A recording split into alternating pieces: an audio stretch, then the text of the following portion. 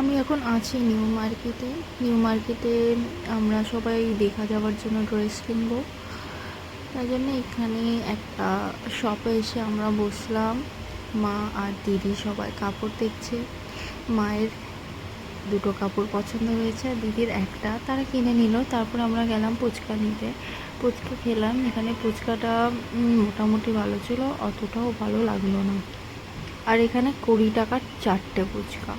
তারপরে আমাদের খুব খিদে পেয়েছিলো, তাই আমরা একটা রেস্টুরেন্টে ঢুকে গেলাম। এখানে বিরিয়ানির সেন্টটা এত বেরোচ্ছিল যে ভাবলাম বিরিয়ানি খেয়ে নিই। তারপরে আমরা মিডিয়া সামলাতে গেলে বিরিয়ানি চলে এলো আমাদের কাছে। তারপর আমরা বিরিয়ানি খেতে স্টার্ট করে দিলাম। বিরিয়ানিটা সত্যিই খুবই টেস্টি ছিল, খুবই সুন্দর ছিল, চিকেনটাও ভালো ছিল। এবার আমরা বাইরে ফের শপিং করতে গেলাম। ফের জিজুর একটা জুতো শুজ লাগবে, তাই জন্য জিজু অ্যাডিডাসে গেল শুজ নিতে। আর এখানে সবাই পা মাপতে স্টার্ট করে দিয়েছে। কি অবস্থা! এবার এখানে দেখছি সবাই কাপড়, এখানে অনেক স্টল বসে যায়, এখানে সব ছেলেদের স্টল। সবাই এখানে দেখছি এমনভাবে ডাকছে, বাপ রে বাপ! তোমরাও নিশ্চয়ই শুনতে পাচ্ছ কীভাবে ডাকছে। আমি তো বুঝতেও পারছি না কী বলছে, আর এত গরম। আমরা তো ঘেমে স্নান হয়ে গেছি।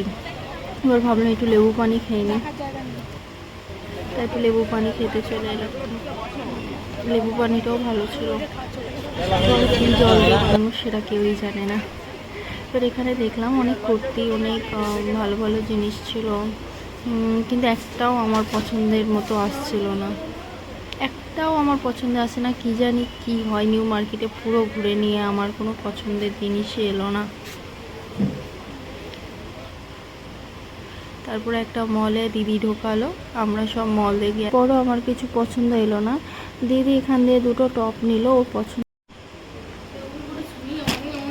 এই মলে আমি এই ড্রেসটা দেখে ঢুকেছিলাম, ভাবলাম এই ড্রেসটাই কিনবো, কিন্তু পুরো মলে খোঁজার পরও এই ড্রেসটা আমি পাইনি। এবার তাও আমি অনেক খুঁজলাম, খোঁজার পর আমি আপসেট হয়ে এবার চলে গেলাম। এবার বাড়ির দিকে আমরা বেরোলাম।